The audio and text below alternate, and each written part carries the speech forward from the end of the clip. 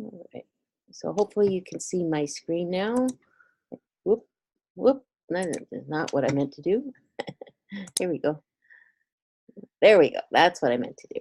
All right. Welcome, everyone. I'm Cindy Myers. We're going to be talking about animals and emotions tonight on this webinar. And if you would like more information, you can go to my website, beananimallistener.com. And with that, here's a few of the topics we're going to be covering today.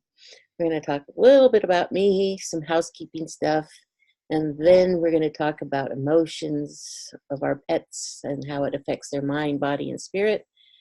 And I thought we'd cover a little bit, since I just got back from my vacation, I thought we would talk about anxiety and holidays or vacations. And then connecting soul to soul with your pet, how some techniques on deepening that bond that you already have with your pet. And then we'll talk about some future events and make sure we have plenty of time for questions and answers and demos. Alrighty, well, a little bit about me. So I have my degree in engineering, which actually comes in handy, even though don't ask me to design anything or do any of the mathematics anymore. That part of my brain is long gone. However, what is useful is I worked on radars for a good chunk of my career, and now I am a radar.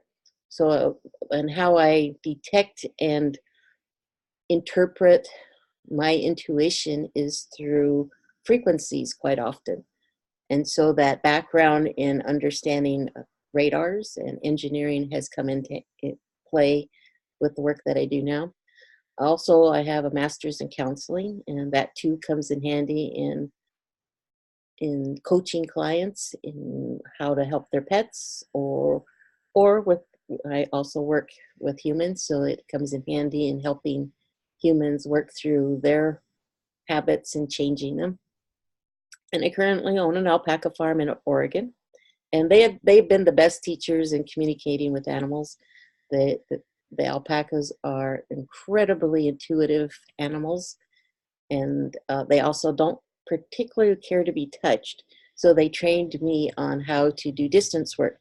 So almost all my work now is over the phone, and I can connect to animals any place, anytime, anywhere, which allows me to do these webinars and do the demos later on, where I don't have to have the animals right here with me. And so with that, let's go on.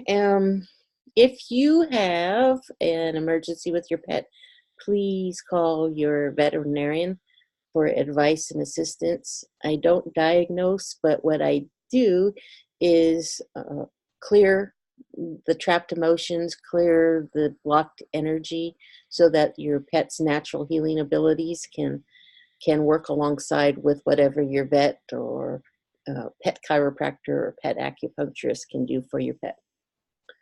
And with that, let's get into the topic. So emotions, mind, body, and spirit.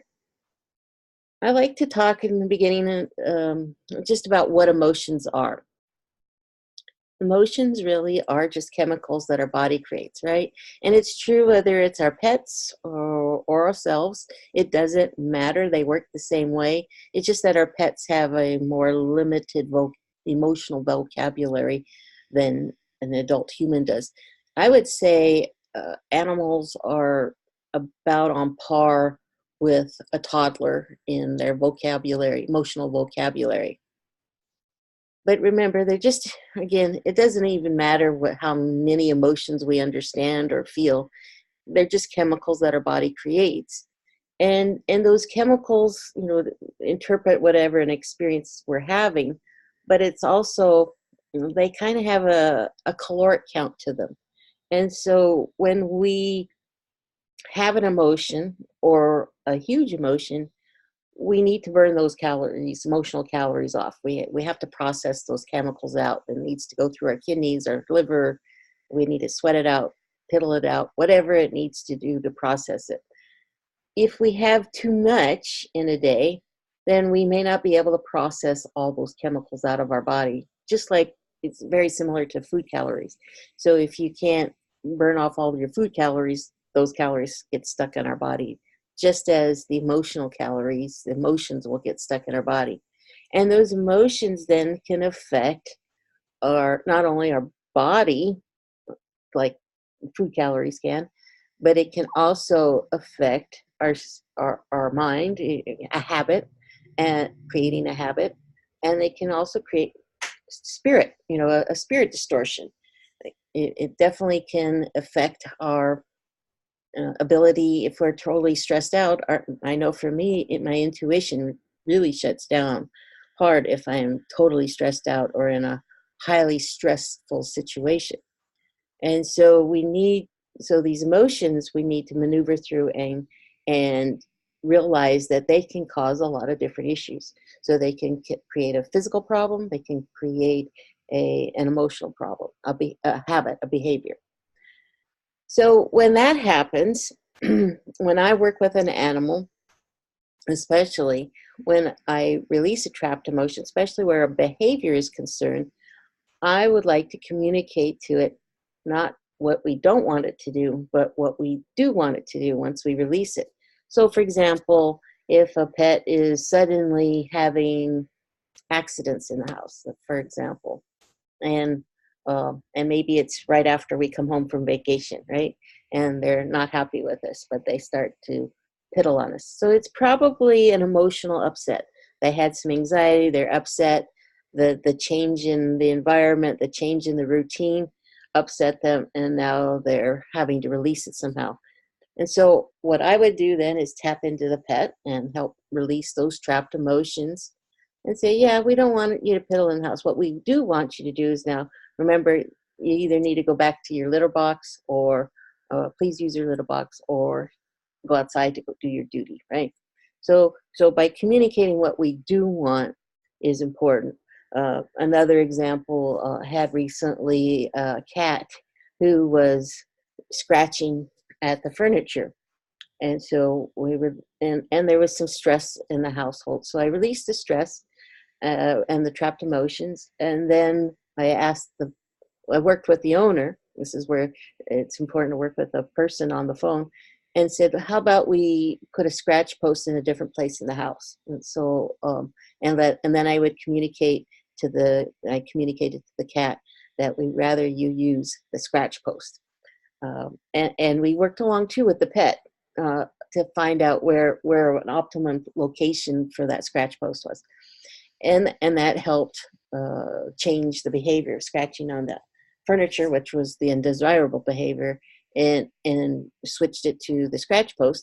And we could also let it know if it was really upset. It could indicate to the owner that it's getting more and more upset, and perhaps before we get it to start scratching back on the furniture again, the owner would know that it's time to do some more clearing, because the stress level is increasing enough so that it's about to ready to go start doing the undesirable behavior. So we can cut it off before it gets to that point where they're doing the naughty stuff again. So it's important not just to release the trapped emotion, because if we don't do that, what would happen? They would default back to the habit they already knew. So we want to not only remove the trapped emotion, we want to help communicate to them what we do want. So that's how I like to work with an animal where they have trapped emotions occurring.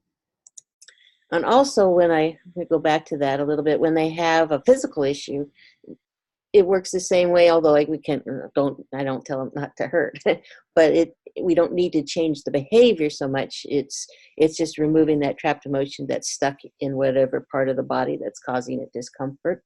It creates a distortion in that area, a blockage. It acts like a dam, so that that the natural energy healing abilities can't get to that spot.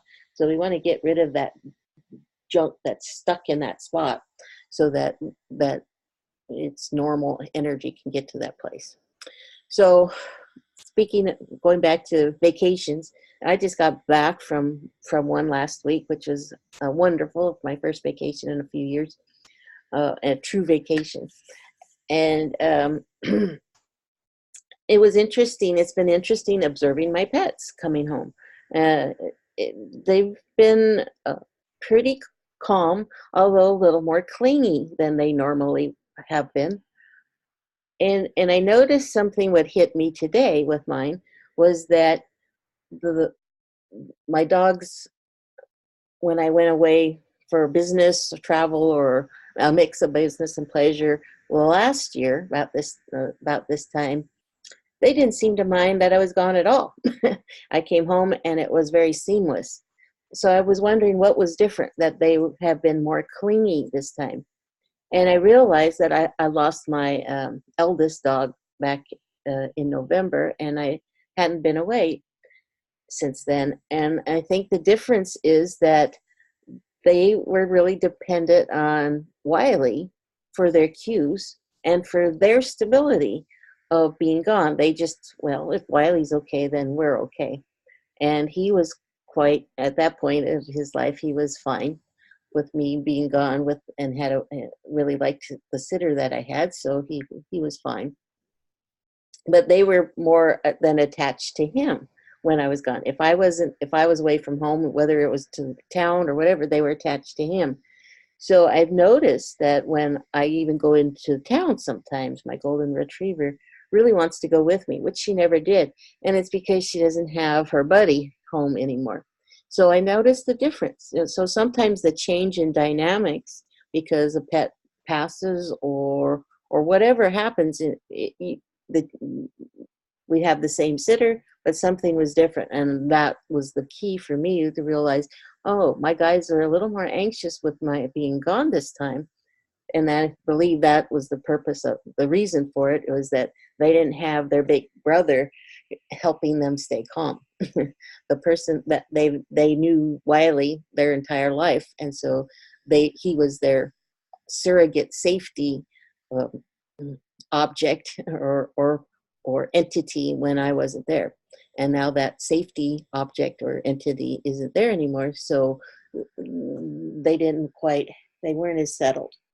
So knowing that, I can clear some of their trapped emotions that have created some of the anxiety of my being gone. But it's important to kind of recognize what's different.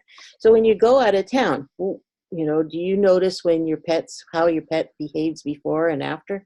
Do they show any kind of stress or anxiety? Are they a little more clingy? Maybe they're more aloof. Some of the times they can be like, I'm not talking to you, right? They may be really excited at first, and then all of a sudden they go, no, I'm mad at you. I'm not even going to look at you or talk to you for a couple of days. I'm not sleeping in bed with you like I normally do.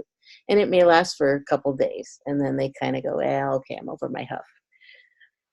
But sometimes that anxiety can be really extreme, and then it comes out into a bigger issue, like what I was talking about. Sometimes they start haughting, they get into a destructive behavior.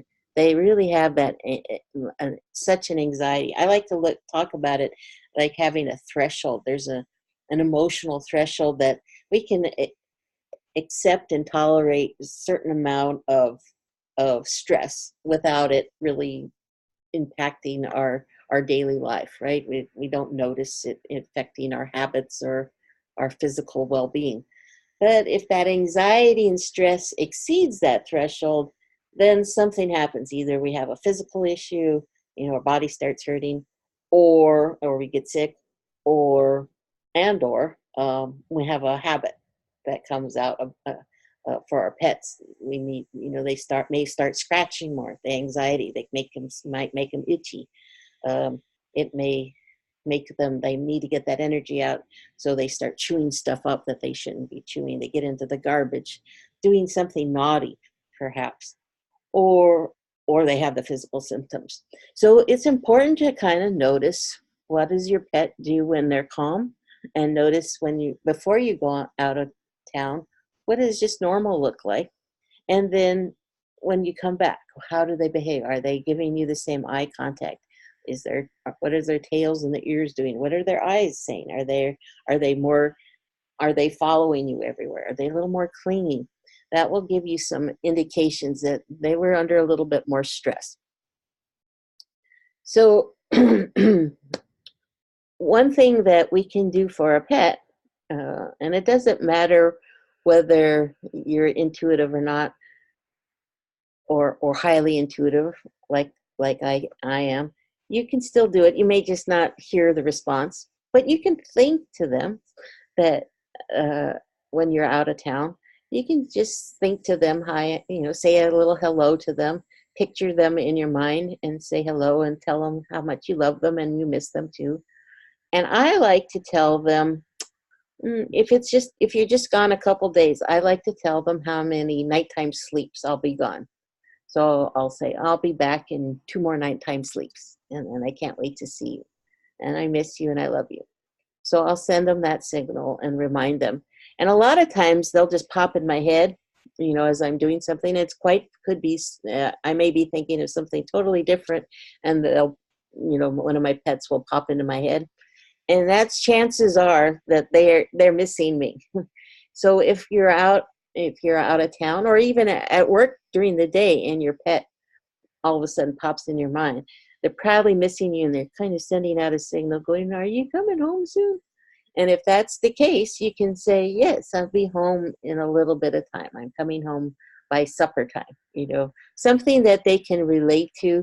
They have a little bit different sense of time. And notice I said nighttime sleep.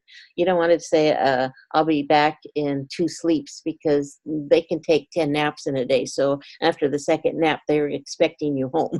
So I like to say either sunrises or sunsets, something that they can understand a little bit better than our sense of time. So that's one little thing you can do for them that really does help lower their anxiety down, because they're missing you, and we miss them, and we can keep that connection going. And then you can also, I do a virtual pet sitting service. So that's something else that we can do, especially for pets that have a lot of anxiety while you're out of town, because sometimes when they come back, they can truly get sick if they're anxious enough. There's a number of clients that I have where their pets really get serious tummy issues. They get diarrhea and stop eating. So they're under a lot of stress when we go out of town, which causes us to be under stress because we know they're under stress, and it becomes a horrible negative feedback loop.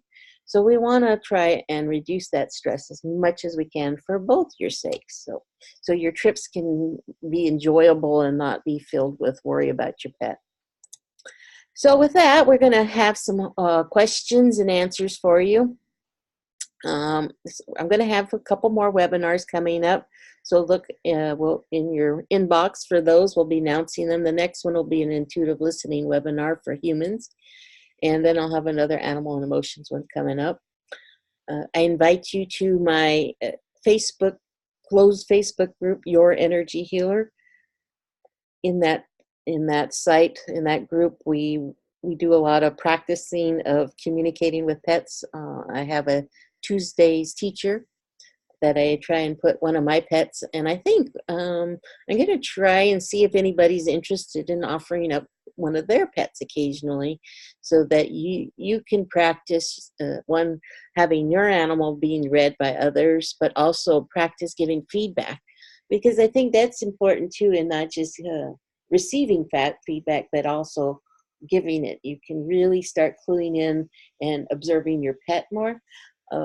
And so I think that's it's very enlightening by being the provider of the teacher, Tuesday's teacher, as well as just tapping into one of my guys and trying out how to communicate with them.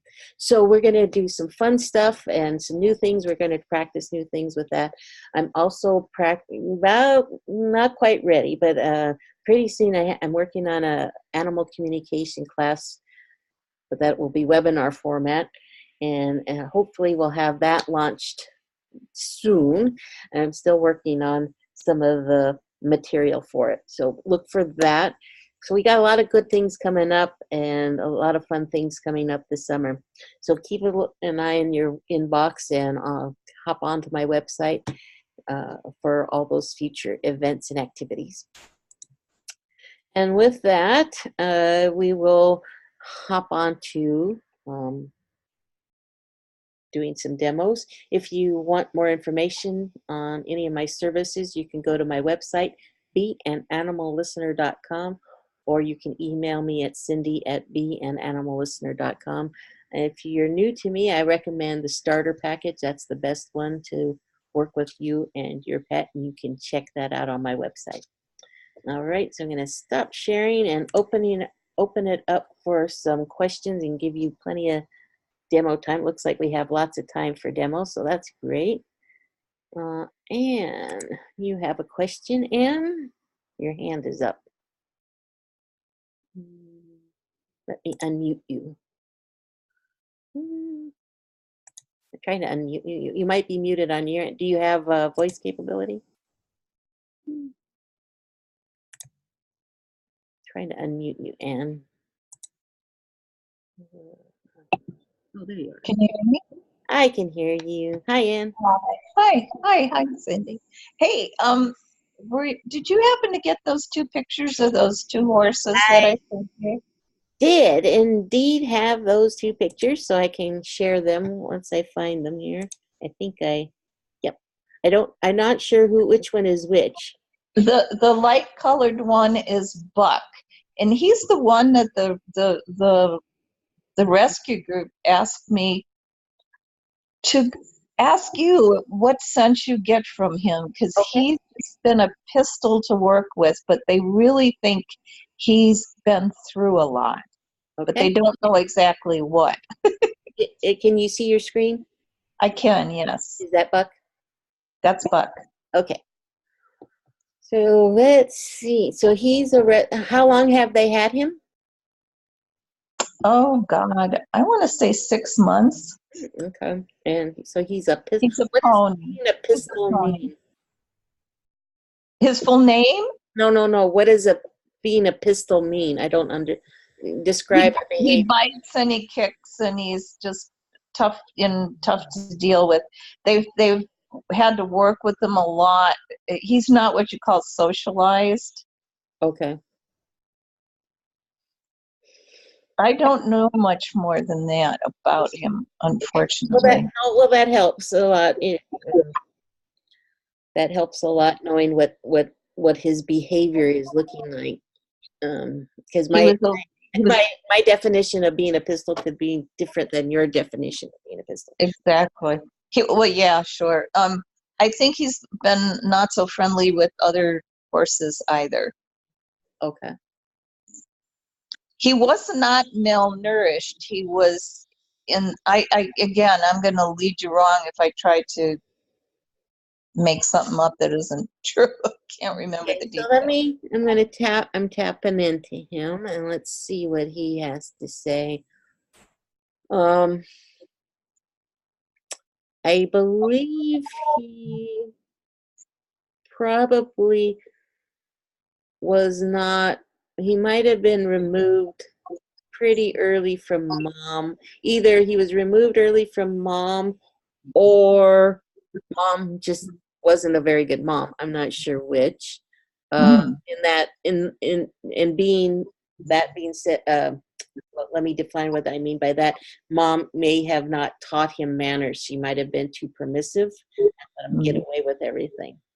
Mm-hmm. And so he didn't learn the normal social behavior that one would be taught. So let me ask him.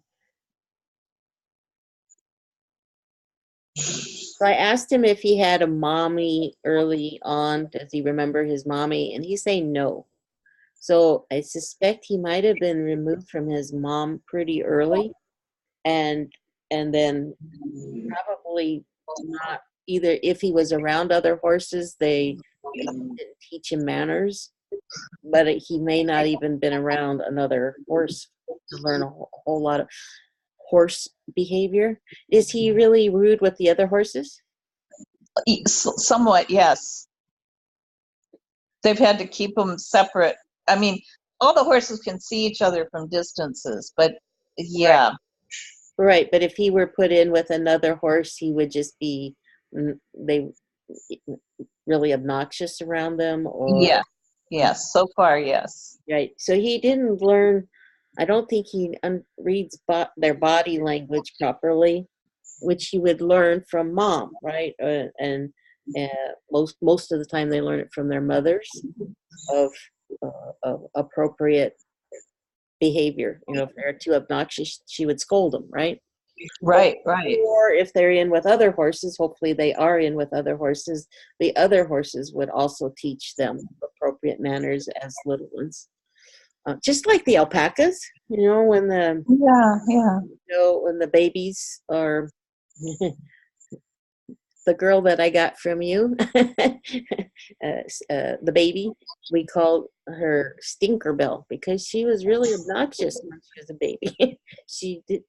I had to be the one that taught her some manners a lot of the time because mommy just kind of went, whatever. Really? So Yeah. sweet. So Sweet Belle was just too sweet? Yeah, she didn't always reprimand her. Like at Oh my goodness. she would let her she was obnoxious, she would just bonk into everybody on purpose. She'd love to, while everybody was eating, she would just go and nip their butts and make them jump, and then they get fight with each other, and she just sit back thinking that was just hilarious. She would also try it on me if I was bending over. Oh my gosh. So I had to teach the baby that that was really rude. She at least learned it with me, and she eventually learned it on her own because the other adults finally clued on when she got a little bit bigger that it was her doing it, and so they set her in her place. So she did learn the manners, but in the beginning she was really obnoxious. So either Buck, but he said he doesn't really remember mom. So I'm suspecting that he was removed from her pretty young, and didn't get the appropriate socialization skills. So that's tough. It is tough to overcome, but it's doable. Um,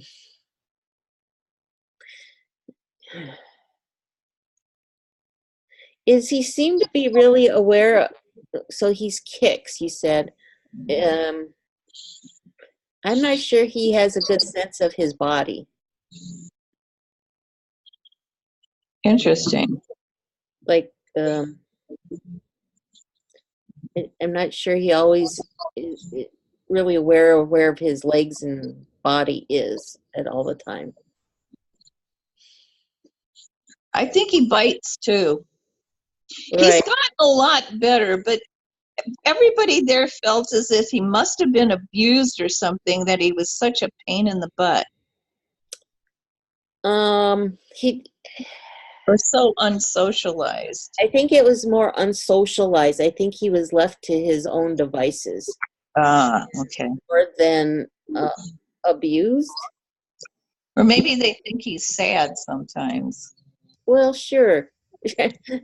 It's not that he wants to be this way. He never got the opportunity to learn Ah, that way. And then, he doesn't understand then why nobody likes him. ah. So we need to train him different. This is one of those examples of I need to clear trapped emotions and then replace what we want, because he doesn't know what to do that will get him a positive reaction. What's great about animals is that when they can experience something that feels better, they'll go to it much faster than we humans want to hang on to our baggage, usually a lot more. But with animals, if we give them an opportunity to say, okay, this feels, right now this is what it feels like, and that's all he knows. But when I remove the trapped emotion and I'll suggest, hey, let's do it this way instead, and he tries it and he goes, oh, well, that kind of felt okay. And then it's important to reinforce it with a lot of positives, and then he'll be more likely to repeat that because it feels better than the old way. Okay. So working with him, though, because there's a lot of complex, this isn't a simple, let's release a couple of things and we're good to go. It's something we probably want to work with over a series of things, and maybe and work on just like one thing at a time. I wouldn't want to clear a whole bunch of things. So like I would work on, I'm not even sure I'd work on the most serious issue at the beginning, I might work on a lesser issue just so that he can kind of have some successes before we tackle something bigger. But Ah, um, okay. I've worked with a horse very similar to him at a distance at another rescue place, and we made some progress with him. He was able to start accepting the other horses and not bullying them out of their hay, and them starting to accept him a little bit. At least one of the horses was willing to kind of teach him. The other horses were like, I'm not going to bother with his little twit. But there was one that was going, okay, I have patience for this numbskull, and he doesn't scare me, so he can act like a brat, and I'm just going to ignore him until he calms his jets. And so that kind of worked with the handler, who was an expert handler with horses. And between the three of us, well, four of us, because the other horse was also one of the important teachers with this little guy. He was able to start learning the appropriate behavior of how a horse should greet each other, and appropriate manners at the feeder and other things. So, but it took a few sessions to help him get there. Does that help you? Yes, it does. Okay. And you had the other horse?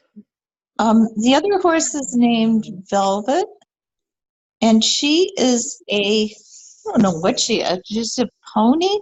She looks like a miniature Arabian. Were you looking for the picture? Yes, I'm looking for the picture now. Yeah. I'm looking for the button to share the picture. And she yes, she's tiny. I don't know if you can recognize those dividers, those movable corrals, but she's tiny. She's like a little. And she's full grown. She's full grown, and she's a horse, but she's a I don't know what she is. Her head looks small compared to others. Yeah, no, well, she's proportioned. She looks more like an Arabian, but she's not. But she's small. I mean, she's really small, but she's full grown. I don't know. It's not a pony. It's not a miniature, but she's so shy. And all these horses come in from difficult situations. You know what I mean? They're coming in from, she wasn't particularly starved or anything. She's just super skittish and shy of everybody. It took them forever to let them come to her, or for her to even come to people. You know what I mean? Okay. What's her name again? Velvet? Velvet. Velvet. So let's just do some clearing on Velvet, because I think that might help with her to get her going. So anxiety, clearing that.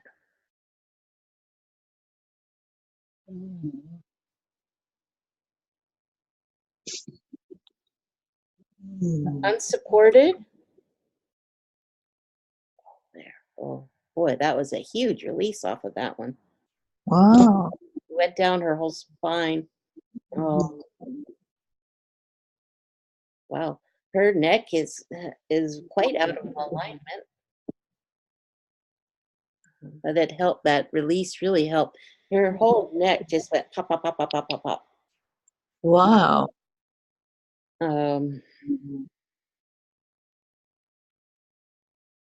Wishy-washy. Clearing that.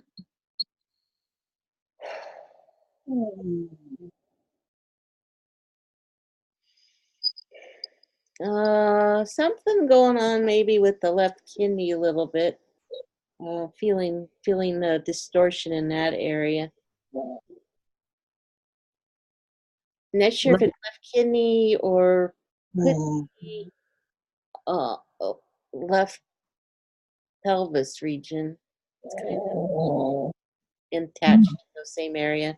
When you're saying left, are you saying looking at the horse, or like her left? her rear left, Okay. up in um it's not hip, but it's more lower back where the pelvis kind of comes in. Uh, Okay. I was pointing at my screen, but you can't see it. I don't know if does the highlighter work on this thing.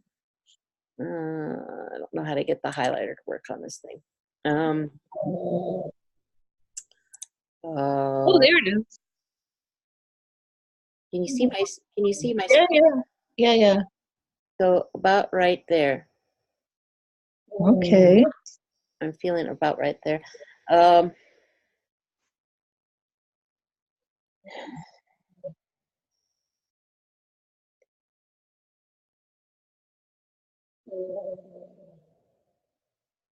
bitterness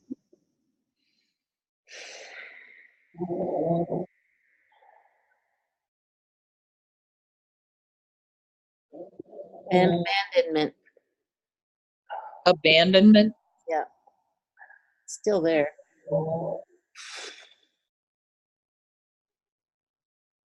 Does this rescue group ever have a chiropractor come out? Do they have There any? is a chiropractor in the area. You think we should get someone out to look at her?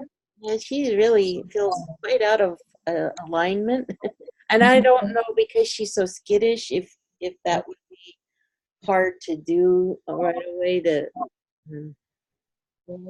she's not We trusting of humans, but I think it we would feel good because things are really that left area is quite uncomfortable. okay. Which could cause her to be more distrusting because when they hurt they feel vulnerable, uh, Yes. and so they're not going to be like I can't run away, right, away from you 'cause the ones that have an issue, they're the ones that are more susceptible to the prey, right, so they're going to Absolutely. distance more. um, Oh, okay. Well, we had a delayed release there. It still hurts, but I got a little more release and movement out there. But the neck, ooh, that was really out. I mean, it's still really tight. Like I don't have full neck rotation at all. Wow. So I think that would help. Um, do you do touch with them? Do you have any? I don't even think I don't even think she's allowing people to do much touching of her. You can sometimes start with a wand. Okay. Um, when they won't let you physically touch. Sometimes they'll let if you can kind of do the wand and do the little circles because now you have that extension on there. Oh, yeah, that's true. That's how I got my feral cat to trust me. Was Really? What was a great idea. I had actually used a lunge line that I got for a couple bucks someplace. And I can use this for herding the alpacas. Well, I wound up using it for the cat as a toy.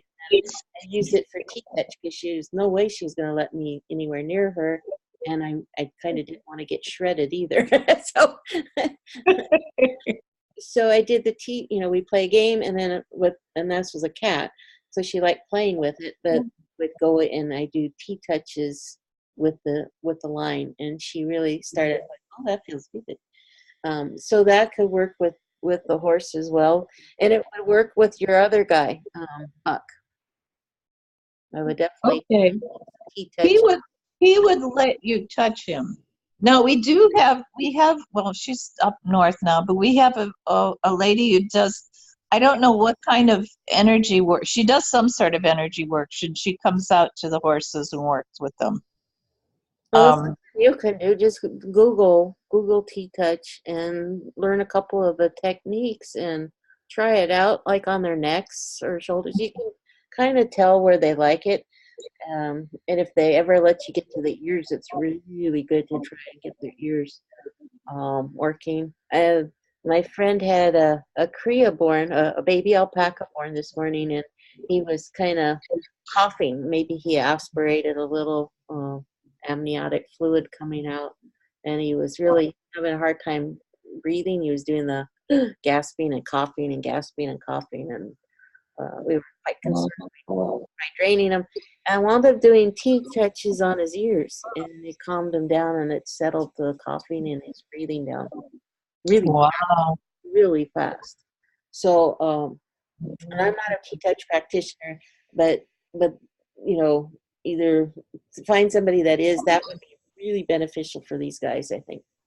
Besides the clearing, that's one of those things where to put in the positive, the teeth touch is the positive that you want to put in. And that builds the trust, then the trust in that humans can be trustworthy, because you're providing them something that feels good, that's helping release these trapped energy. And because when they're this anxious and upset, I mean, they're just one ball of nerve endings, and so they're just ready to jump out of their skin. And so anything that can kind of soothe it and get that parasympathetic response system going in a more daily, it's not enough just to do these releases. I could do them every day, but we need to get something that feels good in their bodies. And, Okay. and both of them really are not very self-aware of their bodies. They're too much in their fight or flight response system. So that does, when you're in your fight or flight response system, you're not overly aware of your body and what's going on in it. So we need to get it back, both of them, to teach them to be into their bodies a little bit. Okay. So you want to look for some techniques that can help them do that. Okay. And I know that's a good one. So, and there's probably some other practitioners in your area. You just might have to Google and see who might be available out there. Okay. Thank you. Yeah, thank you for sharing these guys. They're cute. They're so. I gotta go take notes now before I forget everything you said. Well, it's recorded. So, alrighty. Thank you, Anne. Let's see. And I had somebody else send a picture. I don't know if they're on. Is let's see. Let's see. It was Max's person, Angela Lamondi. Are you on? If you are, if you could raise your hand. I don't see your name up here. You might be a phone caller. Unfortunately, I can't get on the phone. Let's see. Let's see. So, Julie, you have your hand up. So I will turn you on. Hi, Julie. Trying to unmute you. Hi. There you are. Hi. Hello. Hello. Hi, Julie. Hi. So my dog Stella, she's got some separation anxiety. We've been dealing with it for the past year or so, and I've tried all kinds of things. Okay. from leaving the TV on, music on, books on tape. I've tried CBD oils, and I finally got a pet monitoring app that seems to be helping, but we've only used it like once or twice. Okay. And so I just, yeah, obviously she's in distress, and that makes me sad. Right, right. So what's your dog's name? Her name is Stella. Stella.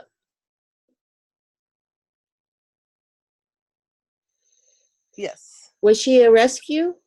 Yes, she's a rescue. Okay. Yeah, that's not uncommon for rescues. So first one, of course, anxiety. We're releasing that. And she just jumped up on the bed with me. Okay, good.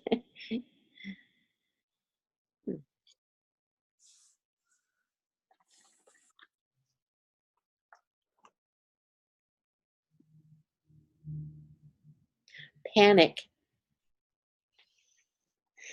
I'm gonna release that.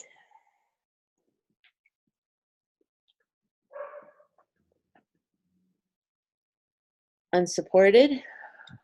Cleared that. Overwhelm. Oh. Cleared that.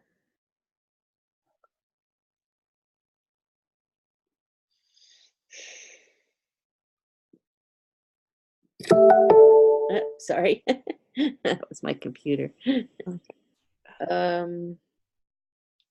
Trying to see if she can give us a feel of what's triggering her, if it's just you're going away. Yeah.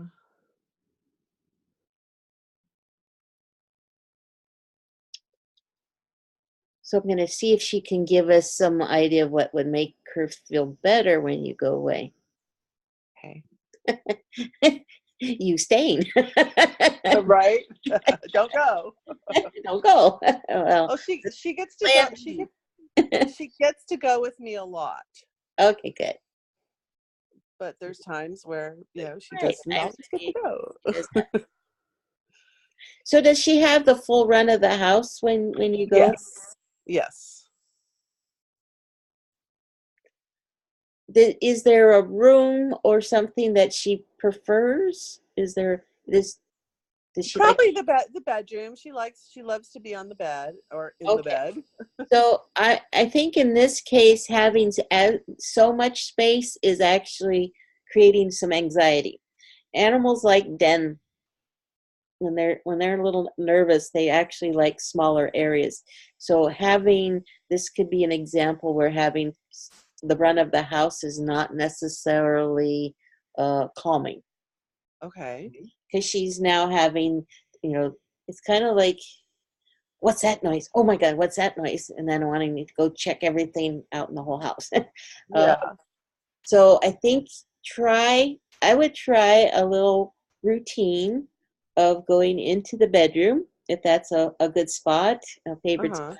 And maybe not when you test it out, do it like on a weekend, or when you can kind of go for a little bit and come right back. And you said you have a monitor, so maybe you can hook up the monitor, Yeah, I can set up the monitor. Yeah. observe the behavior, because we don't want it the good spot to become a Bad negative. spot. Right. Uh, Right. but kind of make it. We want to change it up, with what we do want, and make it a little more positive. So I would give maybe. Does she like Kongs or anything like that? No, if I leave her with the treat, she won't touch it when I'm gone. Okay. Or just will she take a treat from you when you go? Just a little cookie or something. Yeah. Oh, yeah. Yeah. She would take a Something. treat before I went, but I'd have to stay there for her to eat it, because as soon as I go, she She won't eat it. won't eat it. Well, it doesn't have to be a big one, just a little one. And Yeah. I can give say, her. "Oh, I'll be right back," and or it could be just a pet and a love and a kiss. That's fine too. We don't need to use food.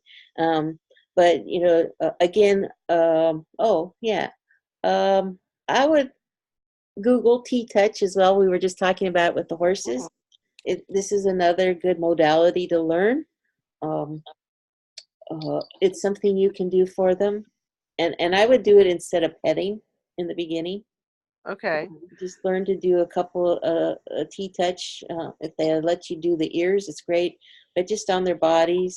I'm doing it on my golden retriever, who's sitting right next to me right now. She loves having her ears massaged. Right. So this So is a little different than a massage, but it's right. But she does let me touch her ears. good, because there's a lot of acupressure points in those ears, so we can get that calming juices going.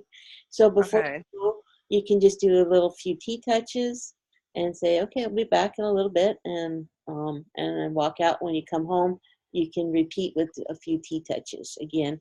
So, because what it's triggering is that parasympathetic response system instead of the anxiety one. We want to get Yeah. calming juices going.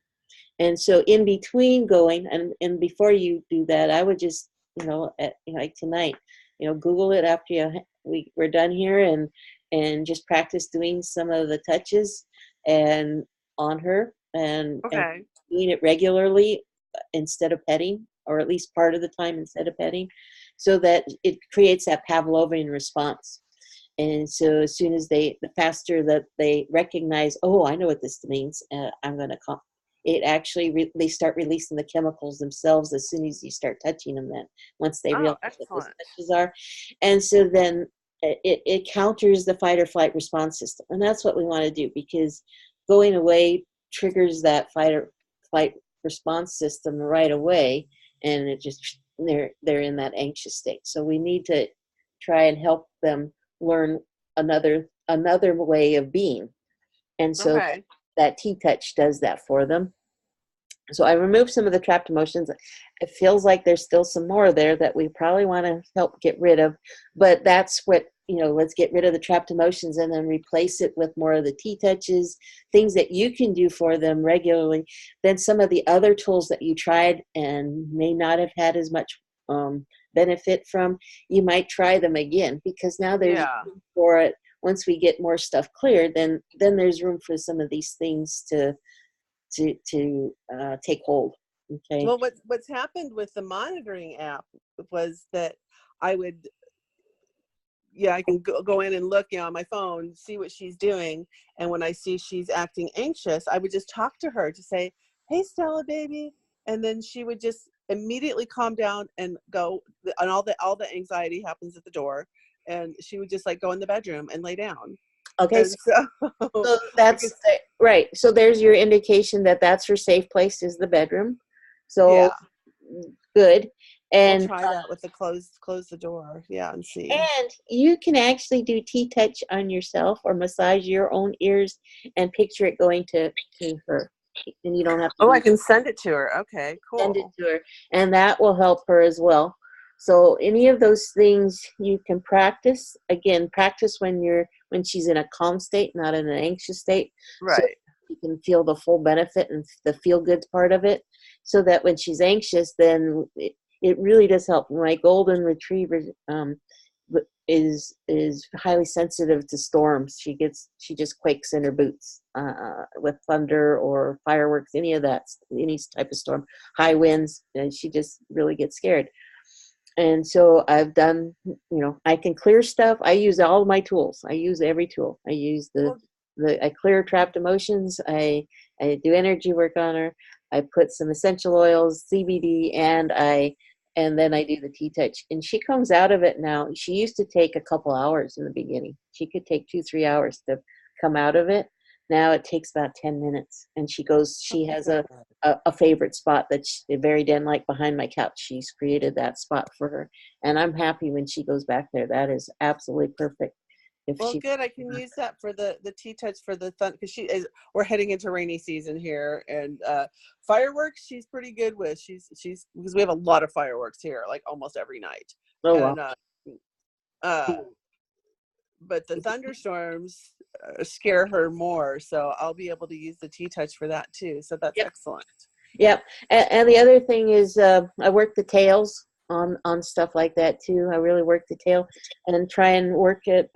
Remember, dogs are very driven. Well, all animals really communicate a lot through body language. And so what happens when they're in an anxious state? Their tail goes between their legs, right? Right. Even if they don't have much of a tail, they still want to tuck their hindquarters kind of tucks in. Yeah, and she'll come hide by me, like if I'm not in the bed, like if I'm Right. sitting out at my art studio in the chair, and then she'll come and sit under the chair. So when they're scared, I like to not only work the ears and the body, but I will work the tail, and I kind of just gently kind of massage it, manipulate it, and put it into the confident position. It creates a paradox, and even though I'm not forcing it, I'm just gently helping it go into that more confident state. It creates a paradox in their brain, because their body is saying, "Wait, I'm not. My tail's up. It's not tucked. Wait, what is it?" And because that feels better than being tucked, then they help. It just helps bring them out of it faster. Oh, cool. See their body language. So that's another little tip you can try. Awesome. Okay. So let me know how that goes. And Well. if Stella needs a little more, because there seems to be quite a bit of trapped emotions packed in there. We made a little bit, but we might need to move more out.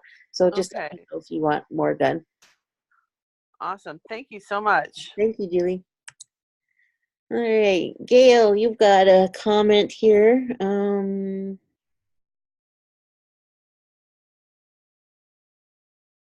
Let's see. I'm unmuting you. Hi, Gail. Hey, Cindy. So I'm reading your comment. I don't have my glasses. So, so you went on a 6-day trip. And how's Monty doing? He's doing well. He's the 4-month-old puppy I brought back to the owners, Wolfie, Mhm. who's been here for a year, and so that was a change in the kennel dynamics. He was a great boy. I was lucky to have him here for a year, and then brought him back to the owners, and I brought back to the kennel a 4-month-old puppy, Monty. So there was a lot of changes for the kennel, and I just wondered how it was perceived, and didn't know if any clearings need to be done, and if so, is that something that I said that we can do, but can I do? You do. Yes, there's definitely some shifting, change in dynamics that have happened both from Wolfie being gone, that presence, uh, they hadn't fully adapted to, and then this new little guy comes in, and the gang is kind of going, huh? Yeah. What's going on? Um, so the dynamics, especially because it's more due to Wolfie being gone than Monty coming in, that it feels like they're, especially with the males, are trying to adjust that equilibrium. It's like, they kind of had a balance, and then all of a sudden, and there was three, multiples of them, and then all of a sudden you take one, it's like, woo, that energy, Wow. that, and he had a pretty strong presence. So when you remove that strong presence, it really feels different. Yeah, he was an older dog. Well, 5 years old, and definitely, very sweet dog, settled. Uh, Yeah, but he had, or has, um, um, there's some that have, I don't know, more benign. I don't know what the right word is, where their energy is just kind of, eh, uh, no big deal. yeah. And it wasn't a negative at all. It was very positive, but it was he has a bigger personality, Yeah. a confident personality, but it had big energy because of it. I mean, his energy went out further. Well, let me use that as a better example. Our personal, well, we're taught our personal space is like out to our arms. That is totally false. So, but some people's, energy really doesn't. Their intuition, they're not overly intuitive, so their energy, they're more of a sensate type person, and their energy tends to be in closer to themselves. Or people that tend to live around a lot of other people, their energy tends to be closer into themselves. Well, mine goes out 5-10 acres when I'm relaxed. So so his energy was just more out there because he just had that's just who he is. And so the rest of the gang is kind of missing that energy or trying to adapt to that. It really kind of creates a little vacuum. you, and the animals really feel the change in it. um, my neighbors have cattle, and they also have a mini donkey, and they moved some of their cows not too long ago, and I didn't notice anything. I just walked out, but I knew something was different. because I went, something's changed. Well, they had taken their cows to another location, and so there was no cows back there for a little while. I went, it just feels very empty. And I Yeah. went, oh, it's because the cows. And then I realized, oh, the cows are all gone. Oh, okay. They had moved them to another location. And so, but their presence, it energetically felt very, very different than when they were here. And different cows feel different than others. So, um, just like just like the dogs or the cats or anybody, you know, when their energy isn't around, it feels very, very different. So, Monty, being a puppy, his energy is just very youthful and and engaging, but it isn't that Significant, yeah, that, significant with the others yet, not like Wolfie's was. So I think the others are kind of trying to figure out how do we adapt to this. mm, So you might see them butting heads a little bit more. So yeah, you probably want to try balancing them. And you could either try balancing them individually if you want to try it yourself, clearing stuff out and trying to balance them. Or if you want to try the advanced, try tuning them all. yeah. Well, I'm definitely seeing a change. You know, they're a little bit more rambunctious, where I think he had, the older dog had brought a stability of sorts. So I'm seeing that there's a change. Mhm. And yeah, I agree that the puppy is not as, doesn't have the presence, although he's a good boy and things are fine there, but it's not the presence that the older one had. No. So And whether he grows into having a bigger presence, I don't know yet. But yeah, that's the energy difference I feel in the household, is that Wolfie has left more of a vacuum, um, and you're not just going to replace it just because you have Monty back. It's not a one for one kind of a change out. So the males in particular are having um, more of an adjustment than the females, although they too are, just because now the males, it's a ripple effect. yeah, okay. They're all feeling it. Mm, So, yep, you probably want to do a clearing of them all, a little household rebalancing. thank you. But I try it for you. You try it first, and then if it hasn't shifted yourself, then you can. then I'm always here. Thank you. Thank you. Okay, when with that, let's see. We're at the top of the hour, so if you have any more questions or like to reach out to me, you can email me at cindy@beananimallistener, or you can check out my website for more information as well. And if you're interested in any other sessions, you might want to check out um, either my starter package or my tune-up packages. For some of you that I've worked with tonight, the tune-up package would be more than sufficient, and we can just keep clearing. Especially for those that I said there seem to be a lot of trapped emotions, we just want to get in there and clear those out. So the tune-up package would be very appropriate for you. But if you're not sure, just shoot me an email or give me a call, and we can help you figure out the right service for you. And with that, have a great evening. Have a safe Memorial Weekend holiday. I hope you all have a wonderful time, and enjoy your families and your animals, and stay safe. And we will talk to you soon. Have a great evening, all.